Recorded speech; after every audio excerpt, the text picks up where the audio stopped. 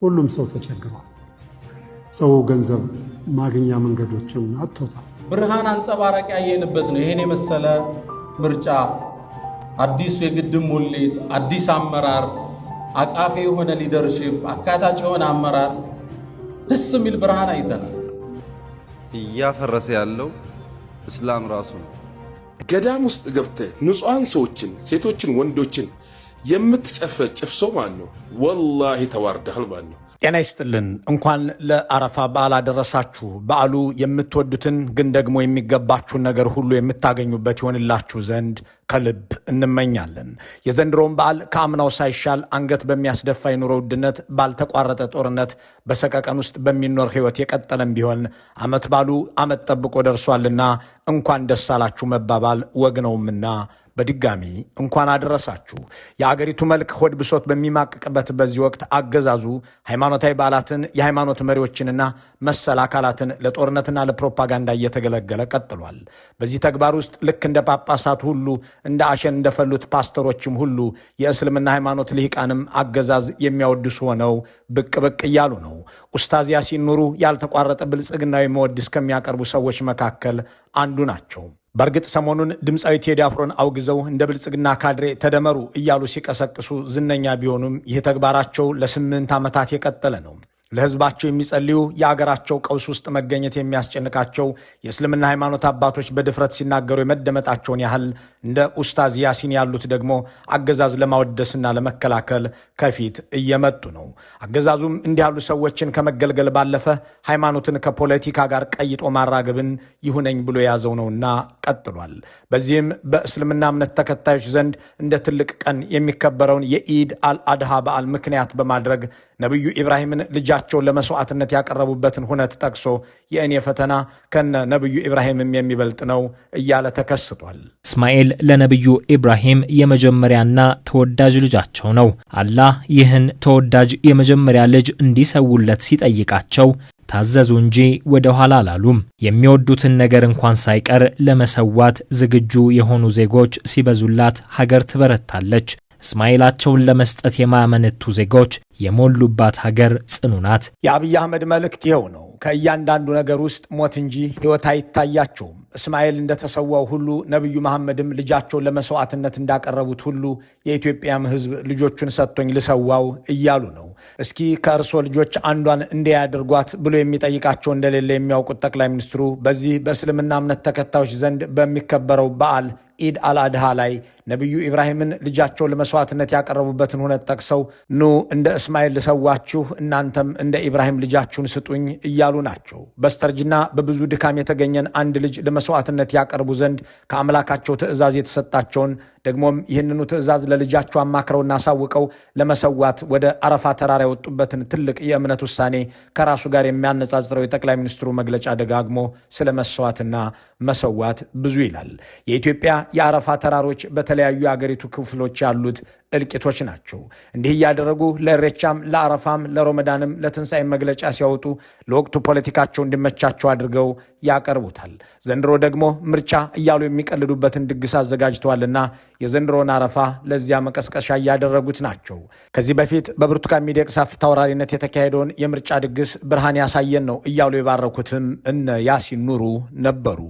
ይህ ህዝብ ቅድም በተገለጠው ቋንቋ አምኗችሁ እስከ ሌሊቱ 7 ሰዓት ፀሐይና ዝናብ እየተፈራረቀበት አይደለም ዝናብ ምስማሪ ዝናብ እያለ ቁሞ በጽናት ድምፁን ሰጥቷቸዋል። ታሻግሩናላችሁ ብሎ አምኗቸዋል። ብርሃን አንጸባራቂ ያየንበት ነው። ይሄን የመሰለ ምርጫ፣ አዲሱ የግድብ ሙሌት፣ አዲስ አመራር፣ አቃፊ የሆነ ሊደርሺፕ፣ አካታች የሆነ አመራር፣ ደስ የሚል ብርሃን አይተናል። እንዲህ ያሉ ሰዎችን በእስልምና አባቶች ስም በየመስጂዱ እያሰማሩ ያሉት ጠቅላይ ሚኒስትር አብይ የአረፋ በዓልንም ለሰሞነኛው እሳቸውና ብጤዎቻቸው ውለው ለሚገቡበት የምርጫ ድግስ እየተገለገሉበት ብቅ ብለዋል። ለዚህም ተሰውልኝ እያሉ ነው። ቅዱስ ቁርአን እንደሚለው ነቢዩ ኢብራሂም ልጃቸውን ለፈጣሪያቸው ይሰዉ ዘንድ በህልም የተነገራቸውን መንፈሳዊ ትእዛዝ ለራሱ ለልጃቸው በቀዳሚነት አማክረዋል። ልጃቸውም አምላክ ያዘዘህን ፈጽም እኔን ከታጋሾች ጋር ታገኘኛለህ በማለት ፈቃደኝነትን ገልጾላቸዋል። ለሰማያዊ መንግስት ሲሉ አንድ ልጃቸውን ለእርድ ያቀረቡበትን ይህንን አስደናቂ ታሪክ ለጦረኛ ፖሊሲው ሲል የሚያጣቅሰው ምድራዊ መንግስት ብልጽግና ለስልጣን ሲል ሚሊዮን ኢትዮጵያውያንን የሚፈጅበትን የሚያፋጅበትንና የፈጀበትን ምክንያት ለኢትዮጵያ ነውና ተሰዉ እያለ ነው። ህልሜን ለማሳካት የሚያስቆመኝ የለም በሚለው ንግግራቸው የሚታወቁት ጠቅላይ ሚኒስትሩ እንደ እስማኤል ለመስዋዕት ተዘጋጁልኝ ሲሉ በእስማኤል ፈንታ በግ እንዳቀረበው ፈጣሪ እሳቸው በሚሰዋቸው ሚሊዮኖች ፈንታ ያዘጋጁት ተለዋጭ ነገር የለም። እንሰዋለን፣ ሰውተናል፣ ለመስዋዕት ተዘጋጁ ብለው ግን ጥሪያቸውን ይቀጥላሉ። አገዛዙ ላለፉት 8 ዓመታት በነበረው ክራሞት ለየትኛውም ህዝብ፣ ለየትኛውም ሃይማኖት፣ ለየትኛውም ቡድንና ግለሰብ አክብሮትና ርኅራኄ እንዳለው አሳይቶ አያውቅም። ህዝቦችን በተናጠል በጠላትነት ከፈረጀባቸው አጋጣሚዎች፣ ጥቃት ከከፈተባቸው ዘመቻዎች በተጨማሪ በሰነድም ጭምር ጽፎ የብልጽግና አደጋ ናቸው ብሏቸዋል። እነዚህ ውስጥ አንዱ እስልምና አለ። እስልምናን እንደ ብልጽግና እንቅፋት የሚመለከቱ ጠቅላይ ሚኒስትርና የሙስሊሞች መብዛትን እንደ ስጋት የሚመለከቱ አማካሪያቸው ባለፉት ዓመታት ከዚሁ ጋር የሚመጋገብን ብዙ ነገር ሲያደርጉ ቆይተዋል። አሰላሙ አለይኩም ወራህመቱላሂ ወበረካቱሁ። ጠቅላይ ሚኒስትር አብይ አንዳንድ የአረብኛ ቃላትን ጣል በማድረግ እስልምናን የሚያውቁ ለእስልምናም የሚቆረቆሩ መስለው ለመታየት ሲጥሩ በተደጋጋሚ ታይተዋል። እንዳም ሆኖ የአንድን ማህበረሰብ ቋንቋ መናገራቸው ለዚያም ማህበረሰብ ተቆርቋሪነትም ሆነ አጋርነትን ለሌላቸው ትግርኛ እየተናገሩ የቀጠቀጡት የትግራይ ህዝብም ሆነ አማርኛን ከነተረቱ እየተናገሩ የመከራ ዶፍ ያወረዱበት የአማራ ህዝብ አሊያም አፍ በፈቱበት ኦሮምኛ ቋንቋ እየተናገሩ አይቶት የማያውቅን ስቃይ የጫኑበት የኦሮሞ ህዝብ ምስክር ይሆናሉ። ለዚያም ነው ሙስሊም ነበርኩ ቁርአንም ተምሬያለሁ ወዘተ ከሚለው ንግግራቸው ጀምሮ አንዳንድ የተቀነጫጨቡ የአረብኛ ቃላትን ጣል በማድረግ ከሙስሊሞች ጋር አፈጠርኩ ብሎ በማስነገርና በመሰል መንገዶች የህዝበ ሙስሊም ወዳጅ ለመምሰል ሲጥሩ የታዩት።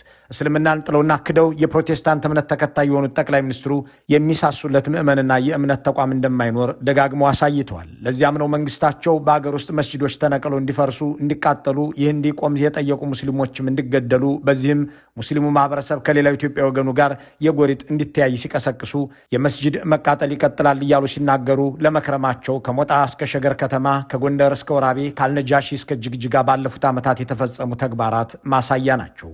ይህ ከመሰረታዊ እምነታቸው ይመነጫል። ከዚህ በፊት ሲናገሩ እስላም አገር እያፈረሰ ነው ብለዋል። በመካከለኛው ምስራቅ አልጄሪያን፣ የመንን፣ ግብፅን አሁን እያጋጠመ ያለውን ሁሉ እያፈረሰ ያለው እስላም ራሱ ነው። እስላምን የሚያፈርስ እስላምን የማይገነባ እስላምን የማያግዝ እስላም እናንተ ውስጥ ስር እየሰደደ ነው ያለው። እንዲህ ባለ የአደባባይ ንግግር ነበር እስልምናና ብልጽግና የተዋወቁት። አገዛዙ ለየትኛውም ህዝብ ርኅራኄ፣ ለየትኛውም ምዕመን አጋርነት፣ ለየትኛውም እምነት ተከታይ ቅንነት እንደሌለው 8ቱ የመከራ ዓመታት ምስክር መሆን ይችላሉ። ሙስሊሞች በኢትዮጵያ ውስጥ በዚሁ አገዛዝ ስር እስካሉ ድረስ ከዚሁ መከራ አላመለጡም። ተገድለዋል፣ ተፈናቅለዋል፣ የማምለኪያ ስፍራዎቻቸው ወድመዋል፣ ተቃጥለዋል። ልክ እንደ ሲኖዶሱ መጅሊሱም በዚሁ መንግስት እንዲዳከምና በአገሩ ጉዳይ ባይተዋር እንዲሆን ተደርጓል። አገዛዙ የእስልምና አማኞች ቁጥር አነስተኛ በሆነበት ቦታ ላይ አደጋ እንዲደርስ በማድረግ ምዕመናን ከሌሎች ኢትዮጵያውያን ጋር እንዲጋጩ የማድረግ ጉዞን ሲያካሂድ በምስራቅ ጎጃም ሞጣ ከተማ ላይ የሚገኙ መስጂዶችን እንዲቃጠሉ ሲያደርግ ታይቷል። ለዘመናት አብሮ የኖረ ማህበረሰብ ያንን ችግር እንዳይባባስ ማድረግ ባይችል ኖሮ የአገዛዙ ፍላጎት እንደለመደው መተላለቅን መፍጠር እንደነበር የሚከራከር የለም። ለበርካታ ዓመታት የኖረ መስጂድ ለምን በብልጽግና ዘመን ተቃጠለ? ስለምንስ መንግስት ጉዳዩ ከረገበ በኋላ የመስጂዱን ቃጠሎ ምንጩን ለመመርመር ሳይፈልግ ቀረ? ለምንስ የመስጂዶቹ መቃጠል ትልቅ ፖለቲካዊ ትርጉም ተሰጥቶት በአገዛዙ የፕሮፓጋንዳ ቅጥረኞች በኩል በስፋት እንዲሰራጭ ተደረገ? በዕለቱ መስጂዱ እንዳይቃጠል ለማድረግ የጣሩ ሰዎችን ፖሊስ ለምን ከለከለ? ወዘተ የሚሉትን ጥያቄዎች መመርመር ያስፈልግ ነበር። ለእነዚህ ጥያቄዎች የምናሰላስላቸው መልሶች በትክክልም ያ የመስጂድ ቃጠሎና ጥቃት በሁለቱ ትላልቅ እምነት ተከታዮች ዘንድ በኦርቶዶክስና በእስልምና መሃል መተላለቅን ለመፍጠር አገዛዙ ያቀደውና የተገበረው ጉዳይ እንደነበር ይገለጥልናል። በአማራና በትግራይ መካከል መቃቃርን ለማዋለድ እንደ ጣረው ሁሉ በኦሮሞና በአማራ ህዝቦች መካከል ደግሞ አሁን ሊፈጥረው እንደሚሞክረው ያለ መተላለቅ በሙስሊምና ክርስቲያኖች መካከል በጎጃም ለመፍጠር ቢተጋም በአርቆ ሐሳቢ ምዕመናንና አባቶች ነገሩ ረግቧል። በወቅቱ አንድ አባት በሞጣ መስጂድ ላይ የተለኮሰውን እሳት ለማጥፋት ሲጣደፉ አንተ ምን ትቃጠላለህ ሲል የዛተባቸውን የብልጽግና ፖሊስ ያስታውሳሉ። መስጊድ ማቃጠል ነበር፣ ወደፊትም ይቀጥላል። ለምንድን ነው የምትገባሉ? መስጊድ ተቃጥሎ ላጠፋ አልኳቸው። ገና አንተም ትቃጠላለህ። ፖሊስ ነው ይሄን ያለው ገራቸው ገና አንተም ትቃጠላለህ። እንዲህ ያሉ የመስጂድን መቃጠል አስቀድመው የሚያውጁ ጠቅላይ ሚኒስትር የመስጂድን መቃጠልም ቆሞ የሚያስፈጽም ሰራዊት ያሰማራ አገዛዝ ለእስልምና የሚቆረቆር ለሙስሊምም የሚያዝን ልብ ይኖረዋል ተብሎ አይገመትም። ከሞጣ የመስጂድ ቃጠሎ ቀጥሎ የዘመተው በአዲስ አበባ ዙሪያ ባሉ መስጂዶች ላይ ነበር። ሸገር ሲሉ በጠሩትና በአዲስ አበባ ዙሪያ ባጠሩት በዚህ ከተማ ላይ የሚኖሩ ሙስሊሞችን አፈናቅለው መስጂዶቻቸውን በመደዳ ናዱ። ይህንን የተቃወሙ ሰዎችም ላይ ተኩስ ከፍተው ገደሉ፣ አቆሰሉ፣ እጃቸው ላይ የገባላቸውን አሰሩ። አሜሪካኖች ለሙስሊም ዓለም ያላቸውን ንቀትና ጥላቻ ለማሳየት ሲሉ ሳዳም ሁሴንን በኢድ አልአድሃ አረፋ በዓል ዕለት ሰቀሉት ተብሎ እንደተጻፈው ሁሉ የብልጽግናውን ማገዛዝ ለኢትዮጵያውያን ሙስሊሞች ያለውን ክፉ እይታ በሮመዳን ወር የሸገር መስጂዶችን ለመናድ በመሰማራት ነበር የተገበረው። በተለይ ከረመዳን አንድ ጀምሮ መፍረስ የጀመረው የመስጂድ ፈረዛ በሸገር ከተማ ውስጥ ሙስሊሙ ማህበረሰብ ላቡን ጠብ አድርጎ በራሱ ገንዘብ ገዝቶ የገነባውን መስጂድ ክብሩ ባልጠበቀ ሁኔታ የቁርአኑ የመስጂዱም ክብሩ ባልተጠበቀ ሁኔታ የሚመለከተው የሙስሊሙ ተቋማት ጋር ምንም አይነት ንግግር ሳይደረግ ከረመዳን አንድ ጀምሮ እስከ ዛሬ ድረስ 19 መስጂዶች በሸገር ከተማ ውስጥ ፈርሰውብናል። እንዲህ ባለ መልኩ በረመዳን ወር የሙስሊሞችን መስጂድ እያፈረሰ ሙስሊሞችን እየነቀለ ያባረር የነበረው አገዛዙ ይህንን ድርጊት የሚቃወሙ አማኞችን ከአዲስ አበባ አንዋር፣ ቢላልና ሌሎች መስጂዶች እየለቀመ ሲገድልና ሲያስር እንደነበር አይዘነጋም። በ2014 ዓ.ም የመስጂዶችን መፍረስ ተቃውመው ድምፅ ለማሰማት የወጡ አማኞች በአዲስ አበባ መገደላቸው ይታወሳል። በመስቀል አደባባይ ለሶላትና ለስግደት በተሰባሰቡ ምዕመናን ላይ ተኩስ በመክፈት የበተነውና በዚህም በንብረትና በአካል ላይ ጉዳት ያደረሰው በ2014 ዓ.ም የኢድ በዓል ሲከበር ነበር። ሙስሊሞችም እንደ ማንኛውም ኢትዮጵያዊ ተጠቂ ሆነው በከረሙባቸው የብልጽግና ዓመታት በጎንደር ከተማ ላይም እንዲገደሉ ተደርገዋል። ለዘመናት ተከባብሮ በኖረ ማህበረሰብ ቅራኔንና ግጭትን ማዋለድ የሚወደው አገዛዙ በጎንደር ከተማ ጥቃት ሲፈጸም የሚሰጣቸውን በሚያስጮሁለት አክቲቪስቶቹ በኩል ኦርቶዶክሶች ሙስሊሞችን ገደሉ ብሎ ሲያስነግር እንደነበር አይዘነጋም። የጎንደር ተወላጆቹ እነ ኡስታዝ ያሲን ኑሩ ግን ይህ አይታያቸውም። ይልቁንም ለነሱ የሚያስቆጣውና የሚያስጨንቀው ነገር ህዝብ ዳስ ጥሎ ማዘኑና አለመደመሩ ነው። አገር ሙታለች ዳስ ጣል ብለህ ለትውልድ አይነገር። ዳሱን አፍርሱትና ደስ የሚለው ተስፋ ላይ ተቅጣጩ። የሚያዋጣን አንድ ነገር ብቻ መደመር። አዳነች አበቤና አብይ አህመድም በቴዲ አፍሮ ዘፈን እንዲህ የተናደዱ አይመስልም። ቀኝ እጃቸውን ከፍ እያደረጉ እንደ ኡስታዝ ያሲን የሚያዋጣን መደመር ነው እያሉ መፈክር ማሰማቱንም ኦህዴዶች ትተውታል። ብልጽግናን ማወደስን ቁርአን ከመቅራት በተሻለ እያሳለጡ የሚገኙት ኡስታዝ ያሲን በመንግስት ሙስሊሞች ሲገደሉ ድምፃቸው አይሰማም። መስጂዶች በዶዘር ሲፈርሱ ከሚቆጡ ብልጽግና በዘፈንም በንግግርም በፖለቲካም ተተቸብኝ ብለው አደባባይ ላይ ሲወጡ ይቀድማሉ። እንዳም ሆኖ እንደ ያሲን ያሉ የቤተ መንግስት የፕሮፓጋንዳ አፈሙዞች የሚወክሉት ያሰማራቸውን አገዛዝ እንጂ ወደ እነዚያም ወደ በደሉት አታዘንብሉ የሚለው የቅዱስ ቁርአን ቃል አይደለም። ከሁሉ የተሻለው ጂሃድ በበዳይ መሪ ፊት የእውነትን ቃል መናገር ነው የሚለውም የሐዲስ ቃል እነሱን አይገዛም። እንዳም ሆኖ እስልምና የህዝብ ድምፅ የሚሆኑ የአገሩንም ችግር መፍትሄ ይበጅለት ዘንድ የሚጠይቁ ለሚገደሉ ኦርቶዶክስ ወገኖቻቸውም ጭምር የሚማልዱ በቃላት የሚሸነግሉ ገዢዎችን የሚገስጹ አባቶችንም ያፈራ ነው። አላህ በመላስ የሚሸኝ ጌታ አይደለም። አላህ በቃላት የሚሞኝ ጌታ አይደለም። አላህ በስልጣን የሚሞኝ ጌታ አይደለም። አላህ በመብት የሚሞኝ ጌታ አይደለም። በይህ ነው የሚሞኘው። ሁሉም ሰው ተቸግሯል። የቤት ኪራይ አጥተው ወንድ ልጅ መስጊድ ላይ ቆሞ የሚለምንበት ተጨባጭ ላይ ነው ያለው። ብዙ ጊዜ ልብ ብላችሁ ከሆነ ከ4-5 ዓመት በፊት በየመስጊዱ ለማኝ በዝቶ ሲንጫጫ ታዩት ነበር። ገዳም ውስጥ የገቡ ሰዎች በእጃቸው ዱላ እንኳን ያሉ ሰዎችን ገብተህ እዛ ውስጥ ንጹሃን ሰዎችን፣ ሴቶችን፣ ወንዶችን የምትጨፈጭፍ ሰው ማን ነው? ወላሂ ተዋርደሃል ማን ነው? አንተም ምን አገባ የምትል ከሆነ ግን ነቢዩ አለይሂ ሰላቱ ወሰላም ለሰው ልጆች በሙሉ ያገባቸው ነበር። ይህን ታውቃለህ? ነቢያችን ሰለላሁ ዐለይሂ ወሰለም ንጹሃኖችን የትም ቦታ በተለይ ቤተ እምነታቸውን አትንኩ፣ መክሩቦቻቸውን አታፍርሱባቸው፣ አትንኳቸው፣ ጦርነት እንኳን ቢሆን ብሏል። አንተም ማለት ምን አገባ ትላለህ? አታፍርም? ለሰው ልጆች በሙሉ ያገባናል ማለት። እንዲህ ባለ መልኩ ከበዳዮች ወገን መቆምን የሚጸየፉ የህዝብን ችግር ለመናገርም የማይፈሩ አባቶች ያሉበት እስልምና በብልጽግና አገዛዝ ዘመን ከአልነጃሺ ጀምሮ መስጂዶች የፈረሰበት እንደ ማንኛውም የኢትዮጵያ ሰው በጦርነትና በኑሮ ውድነት የሚቆላ ምዕመንም ያለው ነው። እኔን ይወዱኛል እያሉም የሰበኩ ጠቅላይ ሚኒስትር መጅሊሱን የነጠቁበት ነው። ለመንፈሳዊ ተልእኮ ሀጅና ኡምራ እንዳይጓዙ ዶላር እንዲያሳጡ የተከለከሉበት ከፈለጋችሁ ሶፊ ዑመር ዋሻ ወርዳችሁ ሐጅ አድርጉ የተባሉበት እስልምናና ክርስትና በብዙ የተጠላላና ከቦሩ ሜዳ ጀምሮ ሲዋጋ የኖረ ነው ተብሎ በጠቅላይ ሚኒስትሩ አንደበት እንዲነገር የተደረገበት ዘመን ነው። በአንጻሩ ደግሞ በኢትዮጵያ ውስጥ ሃይማኖት የማይገድበው ማህበራዊ ጋርዮሽና ትብብር ለብዙ ክፍለ ዘመናት አብሮ መኖሩ የቀጠለ መሆኑን የሚሰብኩ አባቶችም ሙስሊሞች አሏቸው። የሃይማኖት ልዩነት ሀገራችን አያውቅም። ቤተ ክርስቲያን ሲሰራ ሙስሊሙ ያግዛል፣ መስጊድ ሲሰራ ክርስቲያኑ ይረዳል፣ ገንዘብ ያወጣል፣ በጉልበቱ በእንጨቱ ያግዛል። ጎጃም ሂጄ ነበር። ሉማም የምትባል ከተማ እዛ አንድ መስጊድ ተሰርቶ ነበረ። ለምርቃት ሂጄ ሄድን። ለምርቃት ሲቀርብ ምንድን ነው ያቀረቡት መሰላችሁ? ገሌ ክርስቲያን ይህን ያህል አግዟል፣ ለመስጊዱ ገሌ ክርስቲያን ይህን ያህል ረድቷል፣ ገሌ ክርስቲያን ይህን ያህል ረድቷል ሲሉ ማርያም ቤተ ክርስቲያን 3000 ብር ረድታለች ብሎ ነው ያቀረቡልን። እንዲህ ያለ ሀገራችን መልካም ጠባይ ያለው መልካም ተግባር ያለው የሚከባበር የሚዋደድ የሚረዳዳ የሚተጋገዝ ህዝብ ነው። ህዝብ ማነው ችግር መርዝ የረጨበት? ማነው? የፖለቲካ ሰዎች ናቸው። የአስተዳደር ሰዎች ተለውጦ ወዲህ መርዝ ነሰነሱበት እንጂ የሀገራችን ህዝብ በጣም ንጹህ ህዝብ ነው። ከአንደበታቸው ቃላት ሲወጡ የሚጠነቀቁትና በቅርቡ ህይወታቸው ያለፈው ተቀዳሚ ሐጂ ሙፍቲ ዑመርን ፈንቅሎ ለራሱ የጦርነትና የመቆጣጠር ፖሊሲ ማስፈጸሚያ የሚሆኑትን ሐጂ ኢብራሂምን በመጅሊሱ ላይ ያስቀመጠው ብልጽግና ኢማም ቢገድል መስጂድ ቢያፈርስ ተው እንጂ የሚለው እንዳይኖር ማድረግ ችሏል። ይልቁንም እንደ ኡስታዝ ያሲን ኑሩ ያሉ ተደምረው የሚደምሩ ሰዎችን የአገር ስቃይ ለምን እንዳስጣል ተብሎ ተዘፈነበት ብሎ የሚቆጡ ሰዎችን አብዝቷል። እነዚህ ሰዎች የሚያደገድጉለት አገዛዝ ሙስሊሞችንም እንደ ማንኛውም የህብረተሰብ ክፍል በበጎ የማይመለከትና የሙስሊሞችን መብት እንደ ስጋት የሚቆጠር ለመሆኑ የጠቅላይ ሚኒስትሩ አማካሪ ዳንኤል ክብረት ምስክር ናቸው።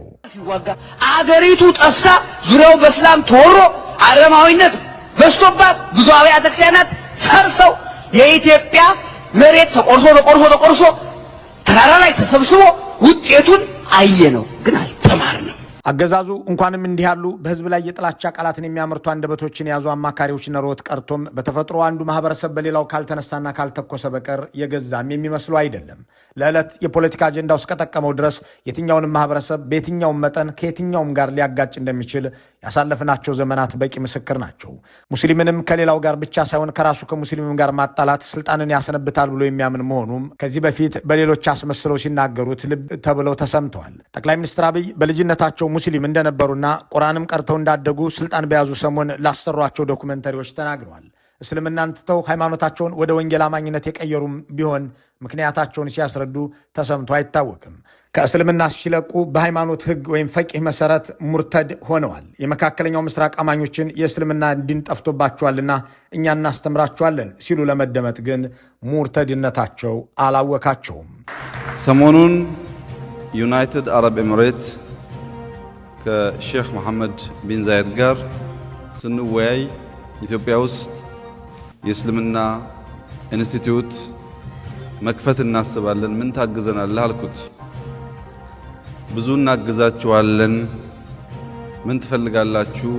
ማስተማርም እናስባለን አለኝ። አይ እንድታስተምሩን አንፈልግም፣ እናንተ ዲን ጠፍቶባችኋል።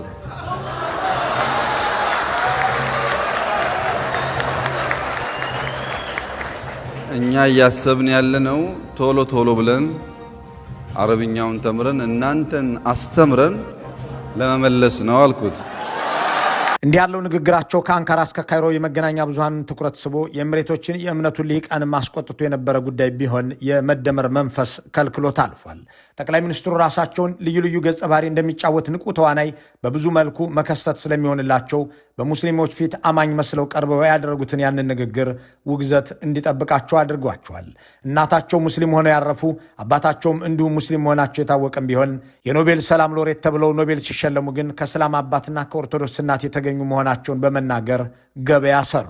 ይህም የትወናው አካልና ልዩ ፍጡር ሆኖ በመቅረብ ትኩረት የመሳብ ፍላጎት ነበር። በኢትዮጵያም ውስጥ ሃይማኖትን እንዲህ ላለ ሁኔታ እንደየአጋጣሚው ይጠቀሙበታል።